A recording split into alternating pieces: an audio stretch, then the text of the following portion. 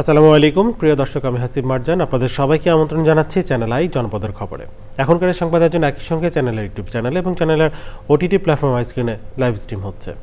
ক্ষমতায় গেলে সবাইকে নিয়ে সরকার গঠন করা হবে উল্লেখ করে জামাত ইসলামের আমির ডক্টর শফিকুর রহমান বলেছেন, দল, মত, ধর্ম, বর্ণ নির্বিশেষে বাংলাদেশকে এগিয়ে নিতে কাজ করবে জামাত। কুমিল্লার 14 গ্রামের জনসভায় তিনি আরও বলেন, বেকার ভাতা নয়, তরুণ সমাজকে স্বাবলম্বী করে গড়ে তুলতে চান তারা। রিপোর্ট করছেন তফিমুল ইসলাম।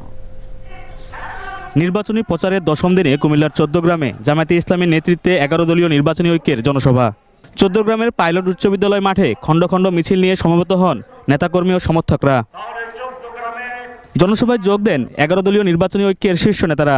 কুমিল্লার 11টি আসনকে বিশেষ গুরুত্ব দিয়ে জোটের শীর্ষ নেতারা সারা দেশে তাদের প্রার্থীদের ভোট দেওয়ার আহ্বান জানান। গোটা বাংলাদেশে আগুন জ্বলবে, আগুন।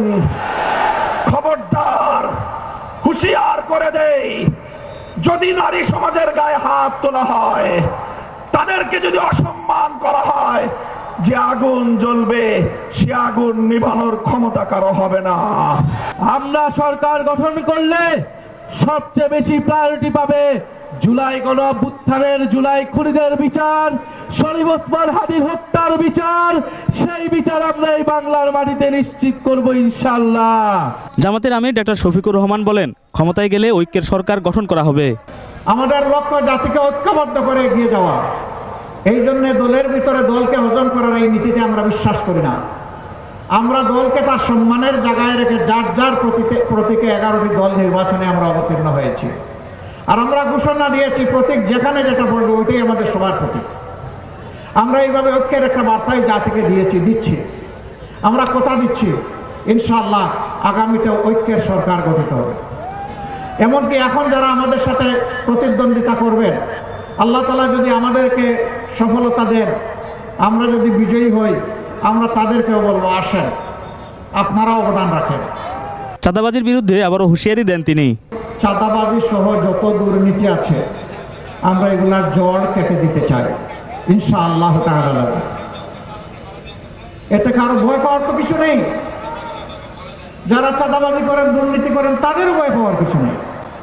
আমরা তো এমন একটা সমাজ গড়তে চাচ্ছি যেখানে প্রত্যেকটা নাগরিক তার জীবন, সম্পদ এবং ইজ্জতের নিরাপত্তা ভোগ করবে ইনশাআল্লাহ। এমন হালাল রুজি দিয়ে সম্মানের সাথে সে বেঁচে থাকবে ইনশাআল্লাহ। বক্তব্য শেষে কুমিল্লা 11 আসনের প্রার্থী জামায়াতে ইসলামের নায়েবে আমির সৈয়দ আব্দুল্লাহ মোহাম্মদ তাহেরকে দাড়িপাল্লা তুলে দেন দলের আমির। তাফিমুল ইসলাম, চ্যানেল আই, 14 গ্রাম, কুমিল্লা। বিএনপি চেয়ারম্যান তারেক রহমান বলেছেন, বাংলাদেশকে ভালো রাখা সম্ভব যদি কৃষকরা ভালো থাকেন। সিরাজগঞ্জে কৃষি নির্ভর কর্মসংস্থান গড়ে তোলার প্রতিশ্রুতি দেন তিনি। সিরাজগঞ্জে বিএনপির নির্বাচনী জনসভায় তিনি আরও বলেন, এটি সুন্দর বাংলাদেশ গড়ে তুলতে সবাইকে ঐক্যবদ্ধ থাকতে হবে। যারা জনগণের কাছে ভোট নিয়ে বিভ্রান্তি ছড়াচ্ছে তারা গুপ্ত বলে উল্লেখ করেন তারেক রহমান। তিনি বলেন, স্বৈরাচারের সাথে মিশে থাকায় গত 16 বছর তাদের প্রকাশ্যে দেখা যায়নি। এছাড়া নতুন নতুন শিল্প ও মিল কারখানা তৈরি করার মাধ্যমে সিরাজগঞ্জের বেকারত্ব দূর করার কথা জানিয়েছেন বিএনপি চেয়ারম্যান।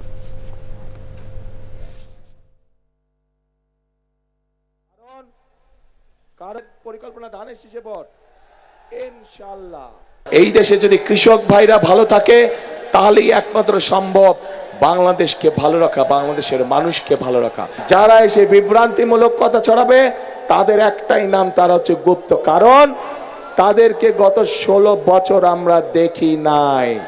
তারা এদের সাথে মিশেছিল, যারা 5 তারিখে পালিয়ে গিয়েছে তাদের সাথে তলে তলে এরা মিশেছিল। যেই বাংলাদেশে প্রত্যেকটি মানুষ নিরাপদে চলাচল করতে পারবে, যেই বাংলাদেশে প্রত্যেকটি নারী পুরুষ নিরাপদে বসবাস করতে পারবে, যেই বাংলাদেশে প্রত্যেকটি মানুষ নিরাপদে রাতে ঘরে ঘুমোতে পারবে, আমরা সেই রকম একটি বাংলাদেশকে গড়ে তুলতে চাই।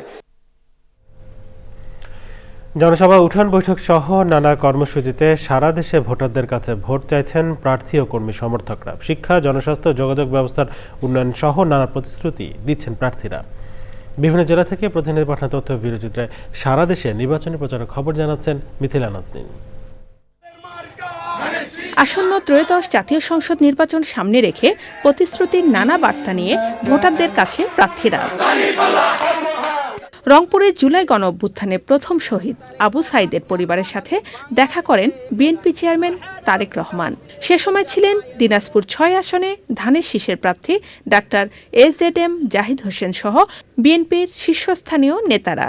স্বৈরাচার এবং আইন শৃঙ্খলা রক্ষাকারী বাহিনীর গুলির মুখে দাঁড়িয়ে কিভাবে প্রতিরোধ করতে হয়, প্রতিবাদ করতে হয়, সে শিক্ষা আবু সাইদ দিয়েছে। বিএনপি চেয়ারম্যান তারেক রহমানের পক্ষে বগুড়া ৬ আসনে প্রচার চালাচ্ছেন বিএনপি নেতাকর্মীরা। আমরা বগুড়া মানুষের কাছে যেখানে যাচ্ছি সেখানে ব্যাপক সারা। অনেকে আমাদেরকে বলছে যে আমাদের কাছে তো আসতেই হবে না, আমরা তো ওনাকে ভোট দেবো। ব্রাহ্মণবাড়িয়া ৬ আসনে জামায়াতের প্রার্থী মোহাম্মদ মোহসিনের সমর্থনে নির্বাচনী জনসভায় দলের সেক্রেটারি জেনারেল মিয়া গোলাম পরোয়ার বলেছেন, শেরপুরের ঘটনার বিচার না হলে নির্বাচন প্রশ্নবিদ্ধ হবে। পরে চাঁদপুর ৪ আসনে নির্বাচনী জনসভায়ও বক্তব্য দেন তিনি। আমাদের জামাত ইসলামের যে নেতাকে হত্যা করা হয়েছে, বিএনপির সন্ত্রাসীরা তার উপরে নিষ্ঠুরভাবে হামলা করে ত্রয়োদশ জাতীয় নির্বাচনের প্রকাশ্য প্রচার অভিযানের প্রথম হত্যাকাণ্ডের বিচার এই সরকারকে করতে হবে। নরসিংদী ২ আসনে বিএনপি প্রার্থী ডক্টর আব্দুল মঈন খান উঠান বৈঠক ও গণসংযোগ করেন।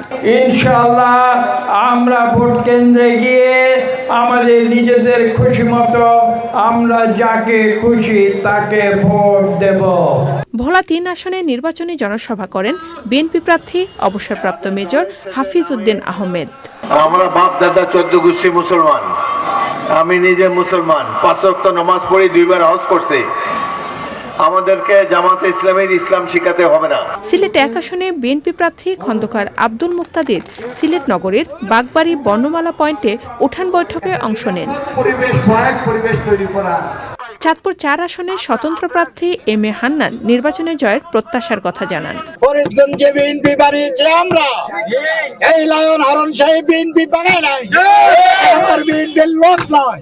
সেহেতু এই জনগণ যারা বিএনপি গঠন করেছে, যারা বিএনপির সাথে ছিল, জনগণ তাদেরকেই ভোট দেবে। খুলনা ৪ আসনে বিএনপির প্রার্থী আজিজুল বারী হেলাল রূপসা উপজেলার আইচকাতি কলেজ মোড় এলাকা থেকে নির্বাচনী গণসংযোগ করেন। সাধারণ মানুষ, গণমানুষ, প্রত্যন্ত অঞ্চলের মানুষ তারা ধানের শীষের পক্ষে একটা বিজয় যাত্রার সূচনা করেছে। লক্ষ্মীপুর ২ আসনে বিএনপি জামায়াত সহ বিভিন্ন দলের প্রার্থীরা গণসংযোগে ব্যস্ত সময় পার করছেন। নড়াইল ২ আসনে জনসভা করেছেন জামায়াতে ইসলামের প্রার্থী। নারায়ণগঞ্জ ৫ আসনে ১১ দলীয় জোট সমর্থিত খেলাফত মজলিসের প্রার্থী এবিএম সিরাজুল মামুন নির্বাচনী প্রচার করেন। আমি বাংলাদেশের সমস্ত রাজনৈতিক দলকে বলতে চাই যে আপনারা ঘোষণা দেন, যারা সংসদ সদস্য প্রার্থী আছেন, যে আপনারা অন্তত আগামী ৫টা বছর অন্তত সরকারি তহবিল থেকে কোনো টাকা না নিয়ে মানুষের সেবাটা করবেন। চট্টগ্রাম ৯ আসনের বিএনপি প্রার্থী আলহাজ আবু সুফিয়ান ধানের শীষের শতভাগ বিজয় প্রত্যাশা করেন। আজকে মানুষ ভোটের ফিরে পাওয়াতে মানুষ উচ্ছ্বসিত, উদ্বেলিত, আনন্দিত। ঝালকাঠি ১ আসনে বিএনপির প্রার্থী মোহাম্মদ রফিকুল ইসলাম জামাল নির্বাচনী জনসভায় অংশ নেন। ১৯৭০ সালে বাংলাদেশের সকল রাজনৈতিক দলগুলো ঐক্যবদ্ধ হয়ে ৯৮ বার ভোট দিয়েছিল নৌকায়, কারণ পাকিস্তানিদের প্রত্যাখ্যান করতে হবে। ঠিক একইভাবে স্বাধীনতার ৫৪ বছর পরে আবার আমাদের সামনে দাঁড়িয়েছে সেই পাকিস্তান শক্তি এবং বাংলাদেশের মুক্তিযোদ্ধাদের একটি শক্তি, সেটা হলো ধানের শীষ আর পাকিস্তানিদের দাঁড়িপাল্লা। হবিগঞ্জ ৩ আসনে বিভিন্ন দলের প্রার্থীরা নানা কর্মসূচিতে নির্বাচনী প্রচার চালাচ্ছেন। ঝিনাইদহ ১ আসনের বিএনপি প্রার্থী মোহাম্মদ আসাদুজ্জামান পথসভায় বক্তব্য দেন। গত ১৭ মাসে শৈলকুপায় কোনো গ্রামে কাজে ডাঙ্কা হতে দেয়নি। Mithila Nazneen, channel I. শরীয়তপুর জেলার এমপি প্রার্থীদের নিয়ে সুশাসনের জন্য নাগরিক সুজনের জনগণের মুখোমুখি অনুষ্ঠানে এক প্রার্থীর মন্তব্যকে কেন্দ্র করে হেনস্থার ঘটনা ঘটেছে। বাংলাদেশ সুপ্রিম পার্টির প্রার্থী নূর মোহাম্মদ মিয়া বাংলাদেশ দুর্নীতিতে প্রথম স্থান অধিকার করেছিল বলায় তার উত্তেজিত হয়ে পড়েন দর্শক গ্যালারিতে থাকা বিএনপি নেতাকর্মীরা। প্রত্যক্ষদর্শীরা জানান, এক পর্যায়ে মঞ্চে উঠে ওই ব্যক্তির বক্তব্য প্রদান বন্ধ করে তাকে হেনস্থা করা হয়। ঘটনার প্রতিবাদ করায় অতিথি সারিতে থাকা একজনকেও হেনস্থা করা হয়। অনুষ্ঠানে থাকা শরীয়তপুর ১ এর বিএনপি প্রার্থী দর্শক সারিতে ছিলেন। তিনি এই ঘটনাকে অনাকাঙ্ক্ষিত বলে নিন্দা জানান। পরে আইন শৃঙ্খলা বাহিনীর হস্তক্ষেপে পরিস্থিতি স্বাভাবিক হয়।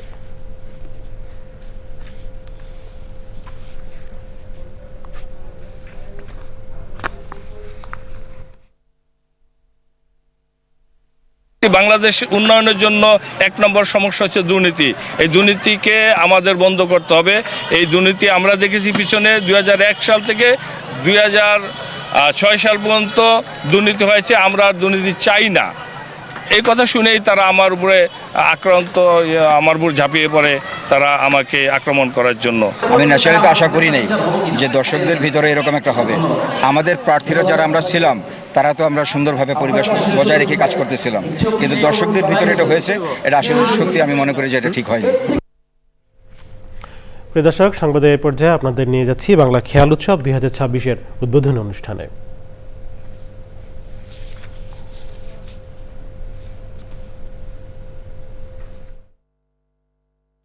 বাইরে থেকে আমাদের সঙ্গে যারা যুক্ত হয়েছেন আপনাদের সকলকে সাদর আমন্ত্রণ জানাচ্ছি চ্যানেল আই বাংলা খেয়াল উৎসব 2026-এ। আপনারা সকলেই জানেন প্রতি বছর ধারাবাহিকতা এই বছর আমরা বাংলা খেয়াল উৎসবকে পালন করছি এবং বাংলা খেয়াল উৎসব এটি আসলে আমাদের সকলের প্রাণের সাথে মিশে আছে। বাংলা সঙ্গীতের আকাশে একটি গোধূলি রাঙার মতো হয়ে আছে বাংলা খেয়াল। একদিকে কঠিন একটি ধ্রুপদ ধারার ব্যাকরণ, আরেকদিকে খেয়ালের মতো করেই ভেসে যাওয়া সঙ্গীতের সুরে। দর্শক, আজকের এই বাংলা খেয়াল উৎসবে আমাদের সঙ্গে বাংলাদেশের প্রথিতযশা সকল সঙ্গীত শিল্পীরা যুক্ত হয়েছেন অনেক গুণী মানুষ। আজকের এই উদ্বোধনী পর্বের শুরুতেই আমাদের সঙ্গে যারা রয়েছেন সম্মানিত অতিথিবৃন্দ, আমরা তাদের কাছে এ পর্যায়ে চলে যেতে চাই। তাদের কাছ থেকে শুনব বাংলা খেয়াল উৎসব 2026 সম্পর্কে। আপনাদেরকে সঙ্গে নিয়ে আমরা শুরু করছি আজকের এই আয়োজন। আমরা শুরুতেই চলে যেতে চাই জনাব শায়েক সিরাজ, পরিচালক ও বার্তা প্রধান, চ্যানেল আই, আপনার কাছে। ধন্যবাদ। সম্মানিত সুধী, আপনাদের সবাইকে অনেক অনেক স্বাগত জানাচ্ছি চ্যানেল আই বাংলা খেয়াল উৎসব 2026-এ। 2014-তে শুরু হয়েছিল আমাদের এই খেয়াল উৎসব। আমাদের সঙ্গীতজ্ঞ 21শে পদকপ্রাপ্ত মরহুম আজাদ রহমান সাহেব তার নিজের একান্ত চিন্তায় এই উৎসবটি শুরু হয়। যখন শুরু হয়েছিল তখন আমরাও খুব দ্বিধাগ্রস্ত ছিলাম যে বাংলা খেয়াল কে শুনবে। আমাদের দেশে উচ্চাঙ্গ সঙ্গীত যখন শুরু হয় তখন টেলিভিশন অফ করে রাখে, তাই না? চর্চাটা এরকমই ছিল। যাই হোক, 14 সাল থেকে এ পর্যন্ত আমরা এসেছি সবার সহযোগিতায়, ঐকান্তিক সহযোগিতায়, এবং সবচেয়ে বড় কথা হচ্ছে এর ভিতরে আমরা তাকে হারিয়েছি, জনাব আজাদ রহমান সাহেবকে। করোনাকালীন সময়ে তার স্মৃতির প্রতি আমরা শ্রদ্ধা জানাচ্ছি আজকে। ওই শুরুটি খুব সাদামাটা ছিল, এবং ধীরে ধীরে প্রতি বছরই আমরা লক্ষ্য করছি যে বাংলা খেয়াল উৎসবের সাথে জনপ্রিয় শব্দটা ব্যবহার করাটা ঠিক হবে না। মানুষের আগ্রহের দিকে আসছে, যারা সঙ্গীত চর্চা করেন, উচ্চাঙ্গ সঙ্গীত যারা করেন, খেয়াল বাংলা খেয়াল হতে পারে। কারণ খেয়াল তো উর্দু হিন্দিতেই হয়, তাই না? কিন্তু বাংলাতে খেয়াল হতে পারে, এটি ধারণাটি ছিল না। আজকে এই যে শিশুরা বিভিন্ন সংস্থায়, বিভিন্ন সঙ্গীত বিশেষজ্ঞদের কাছে যারা চর্চা করছেন, আমার ধারণা আস্তে আস্তে এটা প্রসারিত হচ্ছে। অথবা সেই দিক থেকে চ্যানেল আই শুদ্ধ সঙ্গীতের জন্য যেই চেষ্টাটি করে আসছে দীর্ঘদিন যাবৎ, এবং বাংলাদেশে কেন এশিয়াতে চ্যানেল আই একমাত্র যারা মিউজিক অ্যাওয়ার্ড দিয়ে থাকে, হ্যাঁ আমরা দিয়ে থাকি, এবং সেই ধারাবাহিকতায় শুদ্ধ সঙ্গীত চর্চাটা প্রসারিত হোক, এটাই আমাদের উদ্দেশ্য। কথা বাড়াবো না। বাংলা খেয়াল উৎসব 2026 আপনাদের সবাইকে অনেক স্বাগত জানাচ্ছি। অনেক ধন্যবাদ জনাব শায়েক সিরাজ, পরিচালক ও বার্তা প্রধান, চ্যানেল আই। এ পর্যায়ে আমরা শুনব প্রথিতযশা আরও একজন সঙ্গীত শিল্পী ফেরদৌস আরা, আপনার কাছে বাংলা খেয়াল উৎসব 2026 সম্পর্কে। আবহমান কাল ধরেই বাংলাদেশে এই সংস্কৃতির চর্চা চলে এসেছে।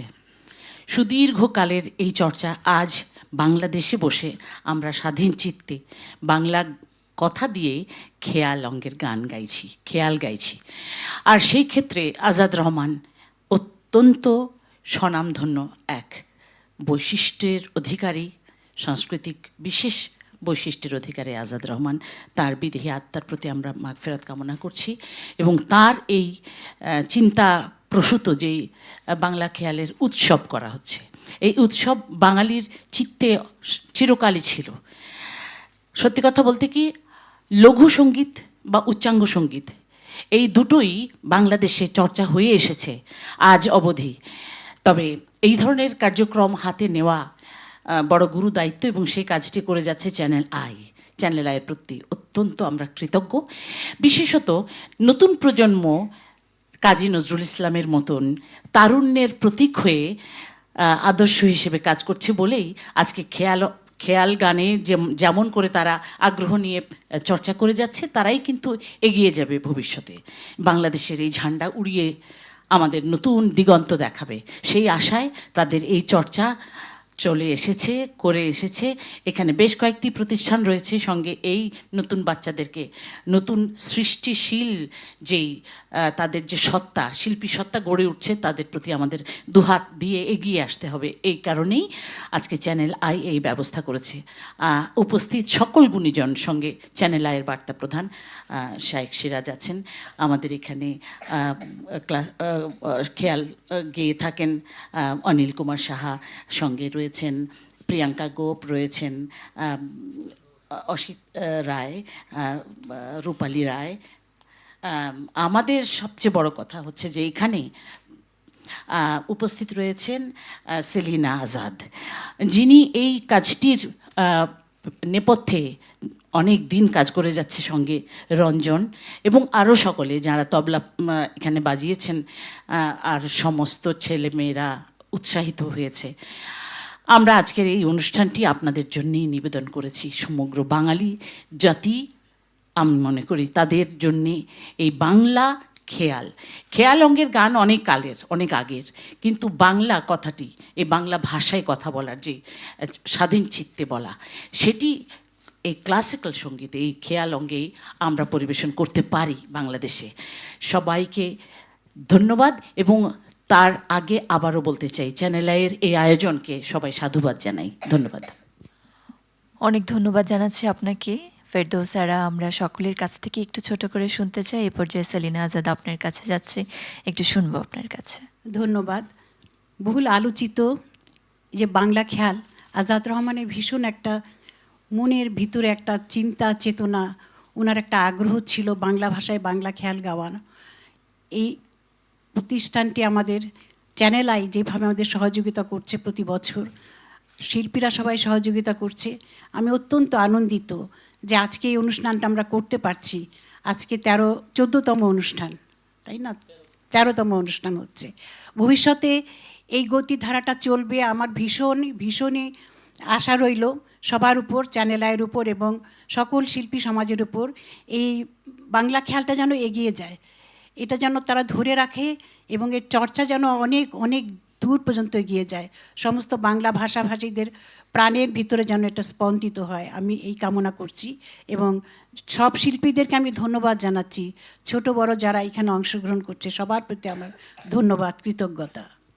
আপনাকেও অনেক ধন্যবাদ সেলিনা আজাদ। এবং আমরা আসলে শুদ্ধ সংস্কৃতি চর্চায়, শুদ্ধ সঙ্গীত চর্চায় সবসময় চ্যানেল আই ছিল, আছে এবং থাকবে। আমরা খেয়াল নিয়ে অনেকক্ষণ কথা শুনলাম, এবার একটি সমবেত পরিবেশনে আমরা যাচ্ছি।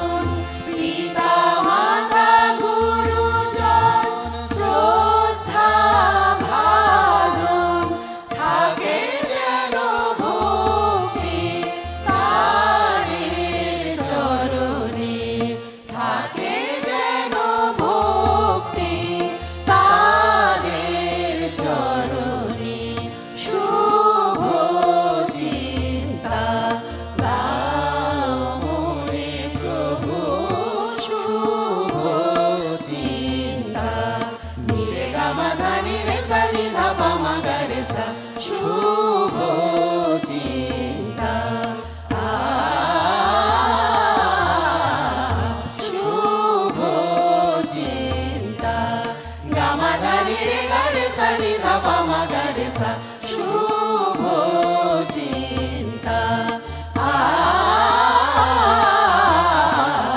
শুভ চিন্তা মাধানি রে সানি ধাপা মাধা গারেসা শুভ চিন্তা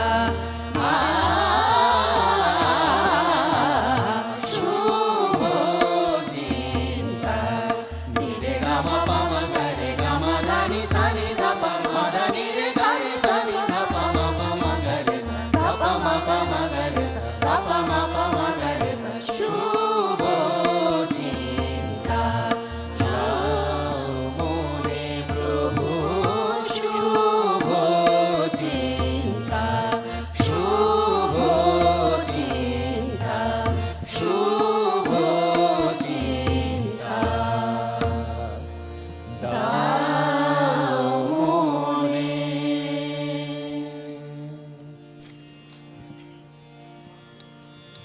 বাহ, দারুণ। প্রিয় দর্শক, আপনারা সরাসরি দেখছিলেন বাংলা খেয়াল উৎসব 2026-এর উদ্বোধন অনুষ্ঠান। এর সাথে শেষ করছি চ্যানেলের জনপদের খবরের আজকের আয়োজন। পরবর্তী কৃষি সম্পদ দেখার আমন্ত্রণ জেনে এখানে শেষ করছি। ধন্যবাদ সবাইকে।